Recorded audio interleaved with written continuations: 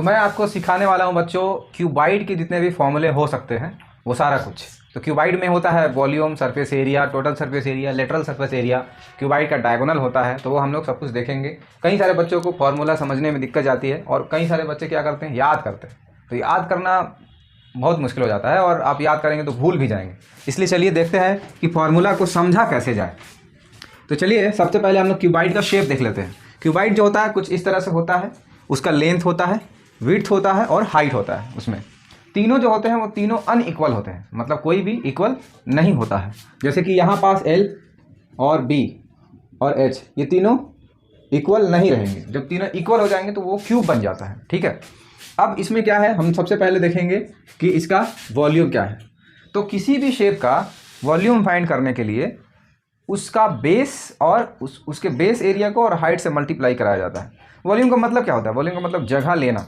क्या करना, जगह लेना, जगह कितना घेर रहा है, ठीक है। तो जगह कितना घेर रहा है भाई, मान लो एक क्यूबाइडल बॉक्स है और उसको दीवार में फिट करना हो, दीवार में रखना हो। जैसे ईंट को जब हटाते हो, ईंट क्या होता है, क्यूबाइडल शेप में होता है। तो ईंट को जब हटाते हो तो वो कैसा जगह लेता है, देखते हो कि नीचे से खाली हो जाता है और हाइट कुछ मिल जाता है ना। तो नीचे से ये वाला एरिया क्या हो जाता है, खाली हो जाता है। ऐसे ये वाला एरिया खाली हो जाता है, ये इसी को बेस एरिया हम कहते हैं। जो नीचे है उसको बेस एरिया, तो ये बेस एरिया हो गया और उसको मल्टीप्लाई कर देंगे किसके, हाइट से। तो रटने की कोई ज़रूरत नहीं है, यहाँ पास बेस एरिया इंटू हाइट मिल जाता है वॉल्यूम ऑफ क्यूबाइड। तो एरिया, बेस एरिया क्या है, अच्छा ये किस शेप में दिख रहा है, तो ये एक रेक्टेंगल शेप में दिख रहा है। कैसा,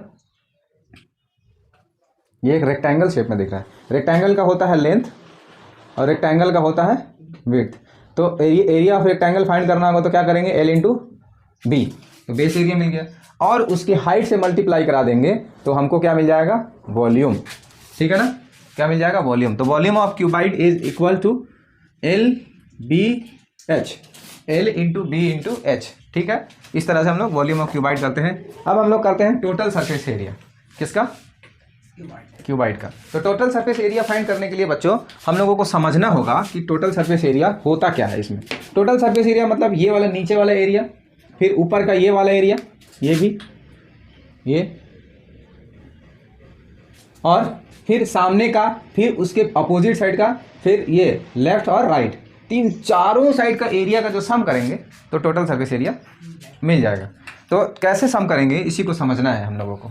देखिए इसका एरिया क्या आएगा, L इंटू बी मिलेगा, किसका, बेस एरिया। जस्ट अपोजिट क्या है, सेम टर्म है, जो नीचे एरिया है वही क्या है, ऊपर है। तो इसका भी ऊपर वाले का भी एरिया क्या मिलेगा, L इंटू बी ही मिलेगा। तो दो एरिया निकल गया, ऊपर का नीचे का।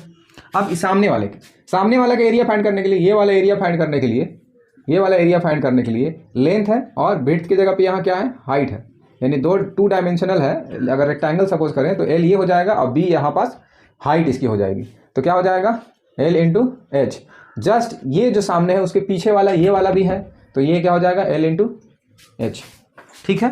नीचे का एरिया निकाल लिए और जस्ट ऊपर वाला को सेम टू सेम होगा तो उसको सम कर लिए, L B दोनों का आ गया। इधर सामने वाले का L इंटू एच और उधर का L इंटू एच, दो हो गया। अब बचा क्या, तो अब बचा इधर का और इस तरफ का, इस साइड का और इस साइड का। तो इस साइड का करने के लिए B इंटू एच, दो साइड है उनको दो को मल्टीप्लाई कर देंगे, L इंटू बी कर देंगे, एरिया मिल जाएगा।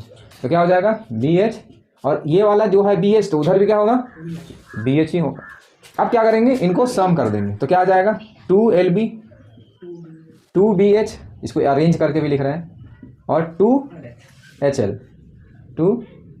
LH या HL, इसको अरेंज इसलिए कर रहे हैं ताकि आसानी हो। तो ये फॉर्मूला क्या बनेगा, 2 into LB into BH into HL। तो ये टोटल सरफेस एरिया का फॉर्मूला मिल जाता है। तो हम लोगों को कोई रटने की जरूरत नहीं पड़ेगी। तो total surface area 2 into LB plus BH plus HL, ये मिल गया। अब लेटरल सरफेस एरिया करेंगे। लेटरल सरफेस एरिया होता क्या है समझना है, ठीक है। तो यहाँ समझते हैं। देखो लेटरल सरफेस एरिया होता है, नीचे का एरिया ये वाला छोड़ देना है, ऊपर का एरिया ये वाला छोड़ देना है, और हम लोगों को क्या करना है, ये वाला एरिया केवल चारों ओर का फाइंड करना है। लेटरल सरफेस एरिया यही होता है, मतलब चार दीवारों का, मतलब इस टाइप से लेटरल सरफेस एरिया को कभी कभी क्वेश्चन बना के आता है कि एरिया 4 वाल, चार दीवारों का एरिया निकालें। तो कैसे करेंगे, तो देखिए ये वाला करना है, ऊपर और नीचे को छोड़ देना है। यानी किसको किसको छोड़ देना है, LB को हटा देना है। जहाँ जहाँ LB है उसको क्या कर देना, हटा देना है। LB को क्या करना है, हटा देना है। देखो ये देखो LB को हटा दी, तो कुछ इस तरह से मिलेगा। इसमें 2 के साथ साथ क्या कॉमन है, h भी कॉमन है। तो चलो h को ऐसे फॉर्मूला को अरेंज करने के लिए h को अभी भी कॉमन ले सकते हैं, कोई दिक्कत नहीं। तो क्या आएगा, b प्लस एल आएगा।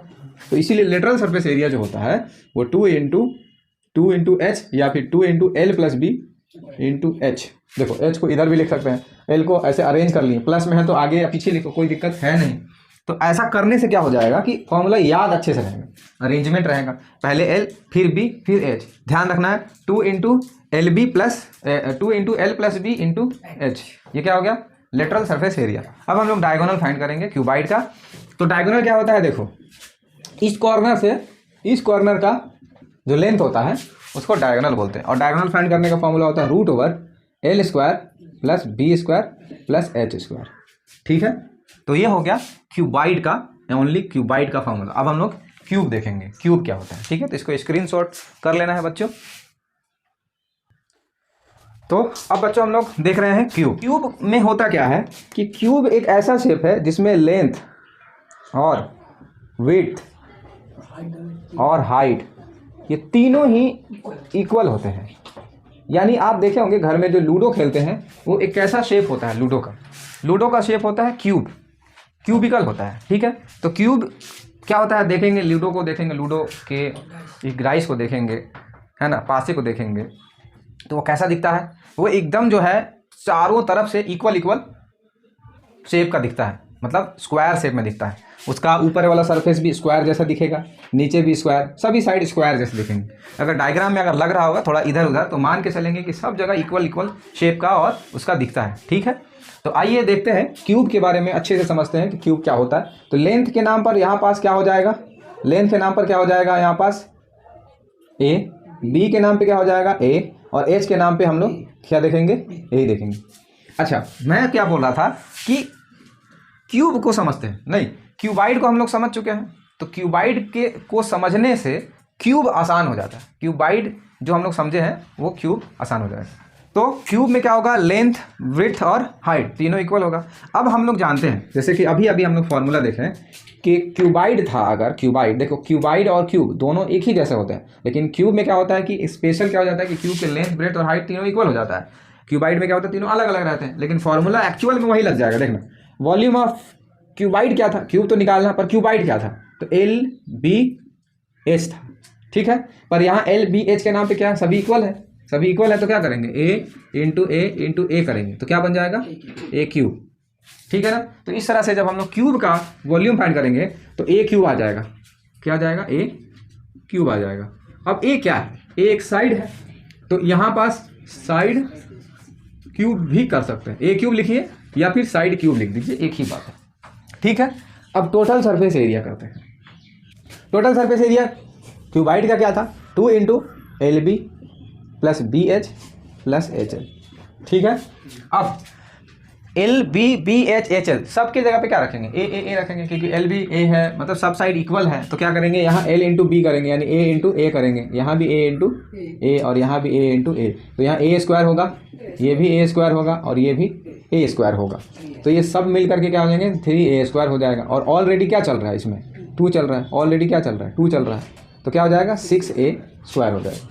ठीक है, अब ऐसे भी हम लोग समझ सकते हैं कि एक सरफेस एरिया ये वाला सरफेस एरिया क्या है, A² है भाई, साइड इंटू साइड होगा, ये साइड इसका A है और ये भी साइड क्या A है, तो साइड इंटू साइड होगा। ऐसे ऐसे कितने हैं, 6 है, तो ऐसे ऐसे 6 हैं, तो एक सरफेस का A² है, तो 6 का क्या होगा, 6A² हो जाएगा। रख के भी सॉल्व कर सकते हैं, कई तरीके हैं, है ना, बस रटना नहीं है ना, रटना नहीं है, समझना है, और समझ करके कई तरीके से हम लोग इसका कॉन्सेप्ट भी सीख सकते हैं और आंसर भी। तो टोटल सरफेस एरिया क्या 6A² हो जाएगा। अब लेटरल सरफेस एरिया क्यूब में आ जाएंगे, तो क्यूब में लेटरल सरफेस एरिया क्या हो जाएगा, सिंपल 4 ही तो होंगे लेटरल सरफेस एरिया में, पीछे आगे दाएं बाएं, है ना, अपोजिट साइड दोनों, लेफ्ट राइट 2, तो 4 होंगे, तो 4A² हो जाएगा। ठीक है, और डायगोनल में क्या था, क्यूबाइड में क्या था, L² plus B² plus H², और जब A² होगा तो कितना हो जाएगा, A² और A² होगा तो क्या हो जाएगा 3A²।